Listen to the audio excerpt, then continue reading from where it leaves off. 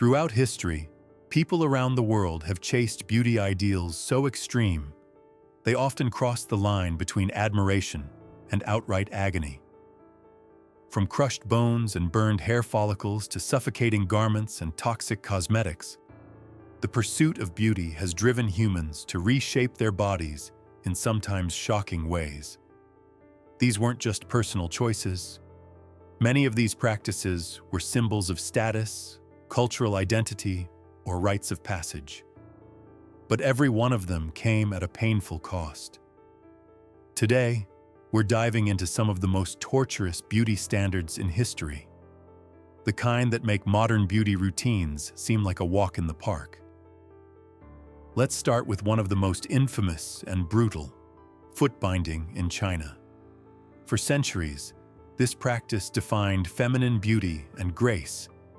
Tiny, curved feet, known as lotus feet, were seen as the ultimate symbol of elegance and status, but getting them meant enduring years of unimaginable pain. Foot binding usually began when girls were as young as 5. The process started innocently enough, soaking the feet in warm water and trimming the nails. But then came the agony. The 4 smallest toes were bent downward toward the sole of the foot, and the whole foot was wrapped tightly in cloth. Day after day, the bindings were pulled tighter and tighter, slowly breaking the bones and forcing the arch to curve unnaturally. The pain was relentless. Infections were common. Flesh would rot, and sometimes toes would fall off. And yet, this wasn't seen as a failure. It was celebrated. Smaller feet were better, and the ideal was just 3 inches long. Anything longer than 4 inches? Considered unattractive. These bindings stayed on for life. The feet became permanently deformed, fragile, and often disabled. But that didn't matter. In a society where lotus feet were admired, they meant better marriage prospects and social standing. The distinctive lotus gait, tiny, unsteady steps that made a woman's hips sway, was considered alluring. Shoes, if you could call them that, were no bigger than the palm of a hand. They were often elaborately decorated with silk, pearls, and gold thread. These dainty little shoes turned a symbol of pain into an admired work of art. But behind that beauty, pure suffering. Walking was difficult. Many women couldn't walk at all. Their bones were broken and reset in unnatural shapes. Infections, gangrene, and lifelong disability were common. Foot binding wasn't just painful, it was dangerous. Yet it endured for over 1,000 years before finally being banned in the early 20th century. From crushed feet to stretched necks, beauty has always come with its own version of pain. Among the Kayan and Padang people, ethnic subgroups of the Karenni in Southeast Asia, neck rings have long symbolized beauty, grace, and tradition.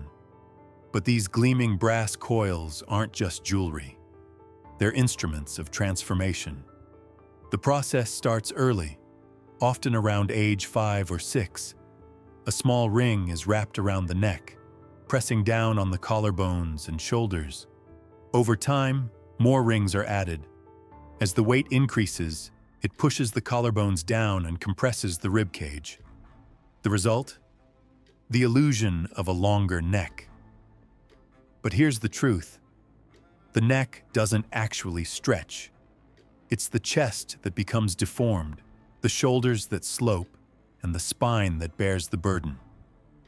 By adulthood, some women wear coils weighing over 20 pounds. The pressure strains muscles, restricts movement, and causes pain that never truly goes away. And yet, in their culture, a long neck is beautiful, elegant, feminine, and respected. There are different stories about how this tradition began. Some say it was to protect women from tiger attacks, as the neck is a vulnerable target. Others claim it was a way to make women less attractive to neighboring tribes, reducing the risk of abduction. But the most common explanation is the simplest. Long necks are just seen as beautiful, rare, graceful, and worthy of admiration. Today, the tradition still exists, particularly in tourist villages in northern Thailand. Women wear the rings not just for beauty, but for economic survival. Visitors come to see the giraffe women, take photos, and buy crafts. But behind the smiles, many of these women suffer from chronic pain and limited mobility. They can't afford the health care they need, and often, they can't remove the coils even if they wanted to. Now, if you thought crushed feet and compressed spines were extreme, wait until you hear about skull elongation, a practice that literally reshaped the human head in the name of beauty. Among the Mangbetu people of Central Africa, this was known as lepombo. It involved tightly binding a baby's head with cloth or other materials for the first few years of life, gradually reshaping the skull into a high, elongated form. The look was associated with intelligence, nobility, and elegance, a physical trait that separated the elite from the rest of society. The process had to start early, around 1 month old, while the skull was still soft and pliable. A cloth was wrapped around the baby's head, applying light but constant pressure.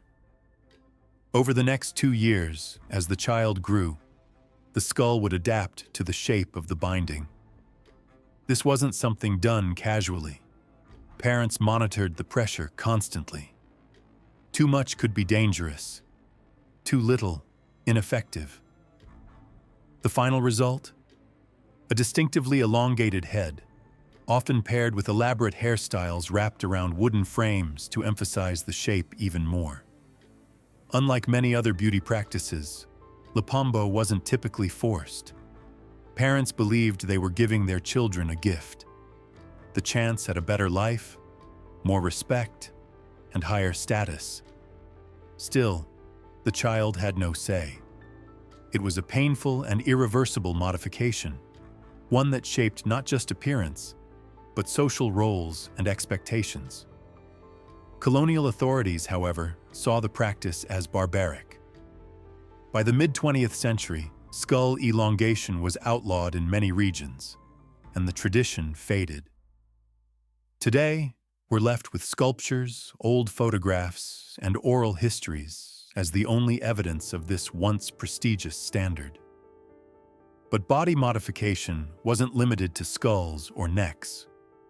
In some parts of Africa, beauty meant transforming the teeth into razor-sharp fangs. Among tribes like the Mendele of the Congo and the Makonde of Tanzania and Mozambique, teeth sharpening was both a cosmetic ritual and a rite of passage. When boys and girls hit puberty, they would undergo this painful transformation to mark their readiness for adulthood. The process was grueling. Using knives, stones, or chisels, the front teeth were filed into sharp, triangular points. No anesthetic, no numbing, just raw nerve and endurance. Blood would flow, gums would swell, and yet, those going through it were expected to stay still, showing bravery and composure. Each tribe had its own reasons. Some believed sharp teeth connected them to ancestral spirits. Others thought they warded off evil or mimicked the power of wild animals like crocodiles. In some cultures, sharpened teeth were a symbol of masculinity and strength. In others, especially among women, they were considered beautiful. A wide, toothy smile filled with sharpened points was more desirable than a natural grin. In many places, the practice also served as a tribal identifier.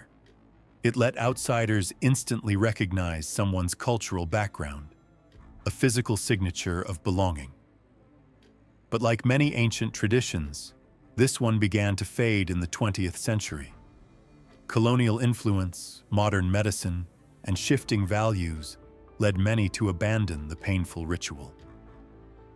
Today, only a few remote communities still carry it on. holding fast to their traditions in a world that's constantly changing. Let's rewind to Europe, this time during the opulent, rule-bound Victorian era. You might picture flowing gowns, elegant tea sets, and perfectly coiffed hair. But behind all that grace and polish was one of the most restrictive and punishing beauty tools ever invented: the corset.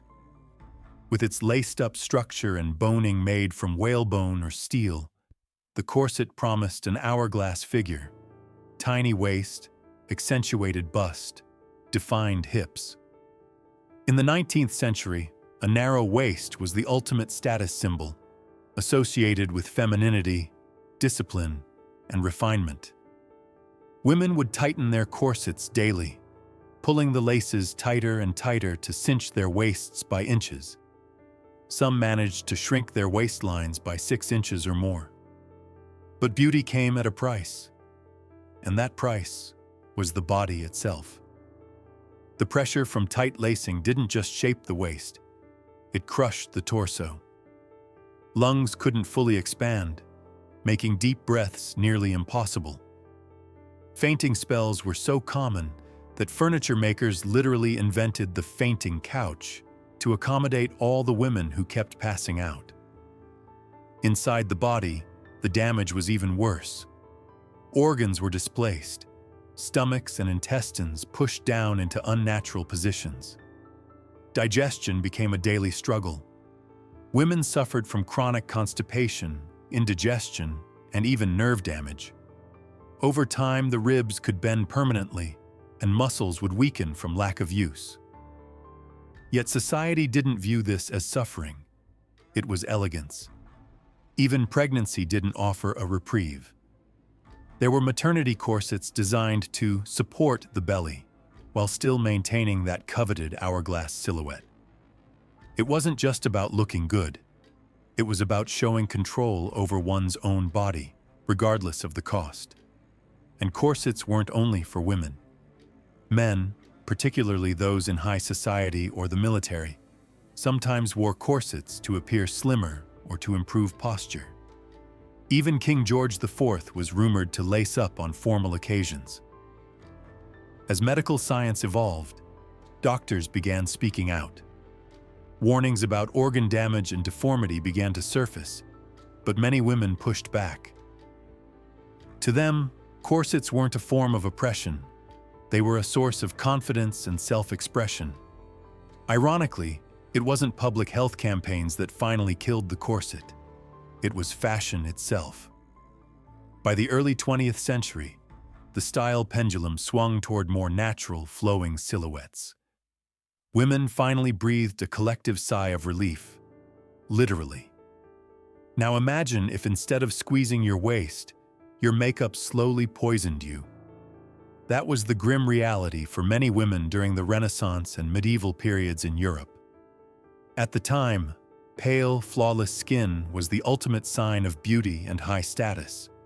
A fair complexion meant you were wealthy enough to avoid manual labor, while sun-kissed skin was associated with peasants.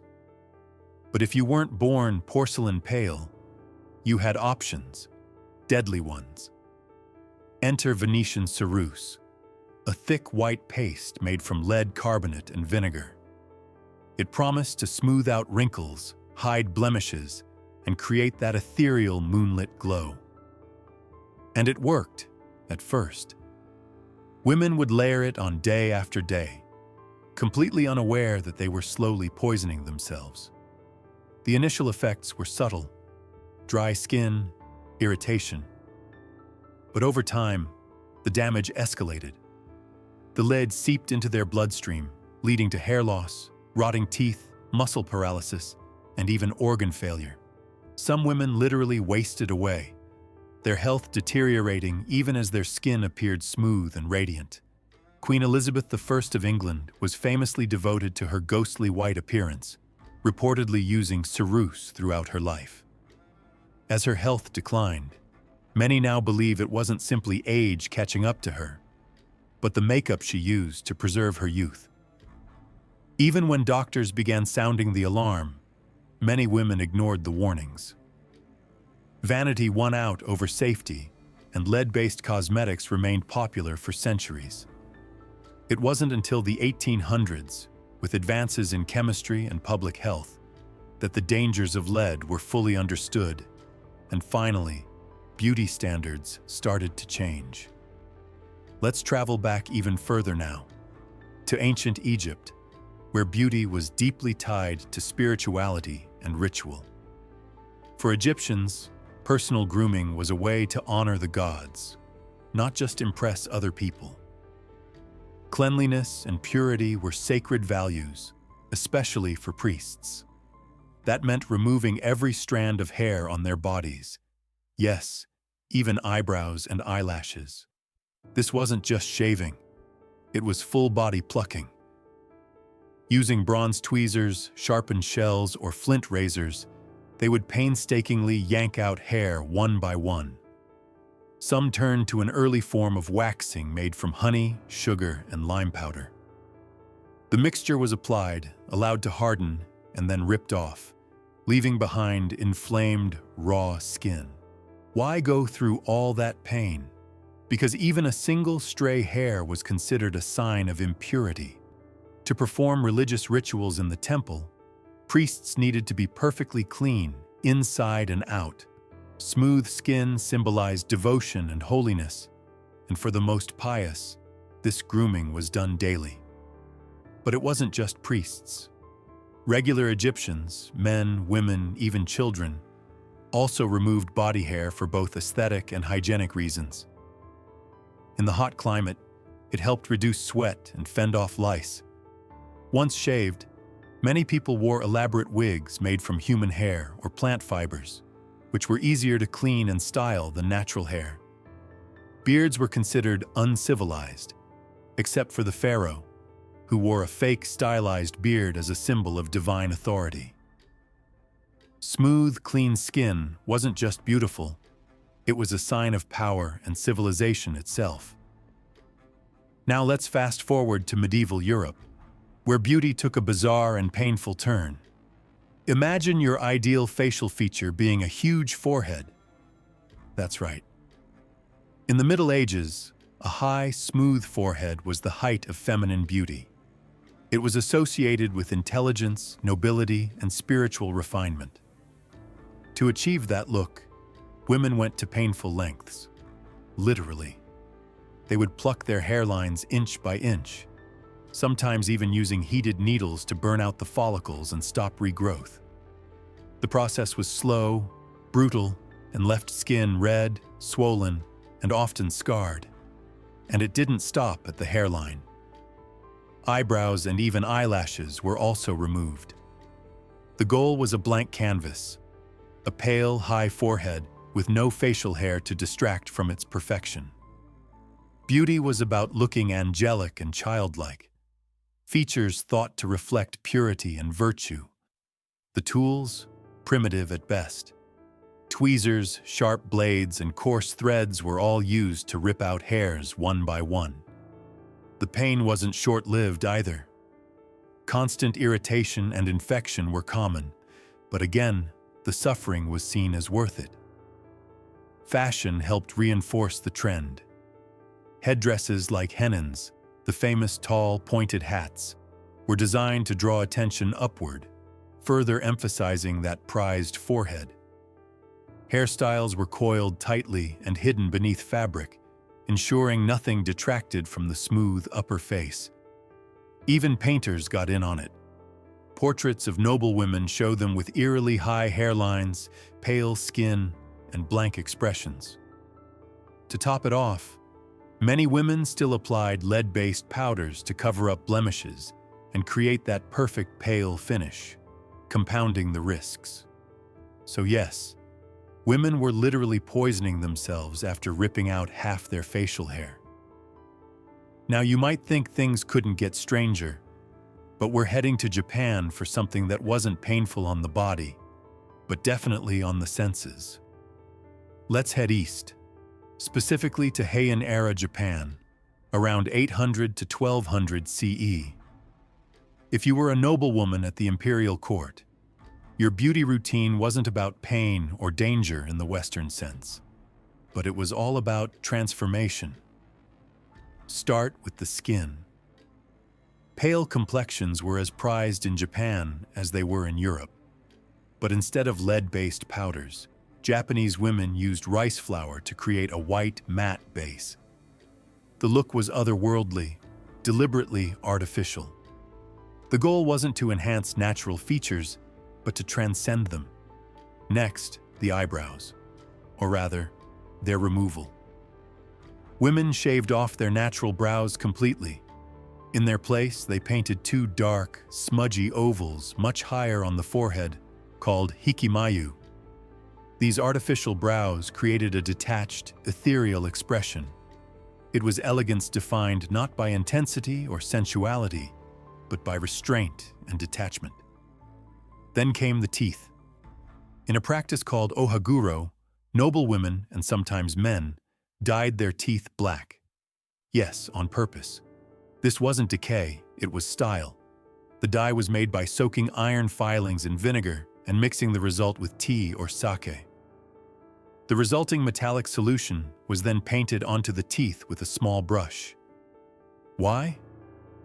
In Japanese aesthetics of the time, white teeth were associated with animals, demons, or lower social classes.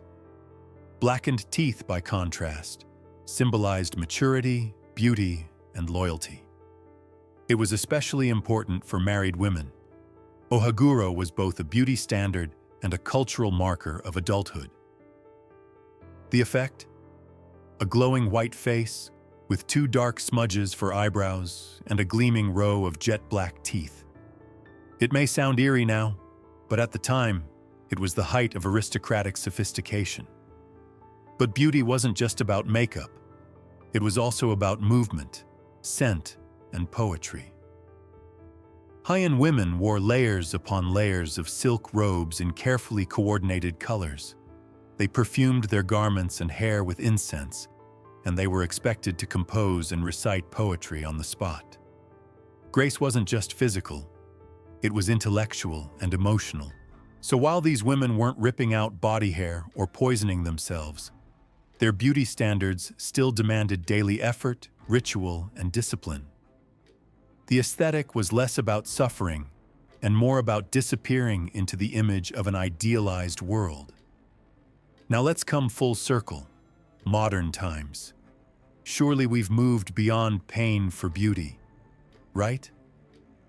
Well, consider the resurgence of high heels, fashionable, iconic, and terrible for your feet, or tight shapewear that compresses internal organs for a smoother silhouette, or the rise in cosmetic surgeries, injectables, and body modification procedures that sometimes require weeks of recovery and significant health risks. And let's not forget beauty products laced with questionable ingredients, many unregulated or under-tested, promising clearer skin or fuller lips. Every few years, a new trend promises effortless transformation, but always seems to require just a little bit of sacrifice. So why do we keep doing it? Across all of human history, beauty has rarely been about comfort. It's been about status, conformity, and often control. The standards themselves change wildly from one era or culture to the next. Full eyebrows to no eyebrows. Hourglass waists to boyish silhouettes. Tanned skin to pale skin and back again. But the common thread is this. Beauty often asks people, especially women, to shape themselves into something beyond nature. To prove worth through effort, discipline, and pain. Even when we say beauty is personal choice, it's rarely free from societal pressure. The platforms may change, temple rituals, royal courts, or TikTok feeds, but the expectation stays the same. Transform, no matter the cost. Yet even within all this history of pain, there's another truth: resilience. For every tool of torture, there's also evidence of creativity, artistry, and community.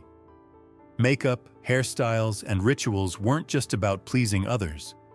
they were also about identity, belonging, and sometimes even rebellion. Today, more people are challenging the idea that beauty has to hurt. Movements promoting body neutrality, diverse representation, and self-acceptance are slowly reshaping the landscape. But the ghosts of painful beauty rituals still linger. So next time you see a bizarre trend or consider reshaping your body to meet some ideal, ask yourself, where did this come from? And what is it really costing you? Because while beauty has always demanded something, history shows that sometimes it's demanded too much.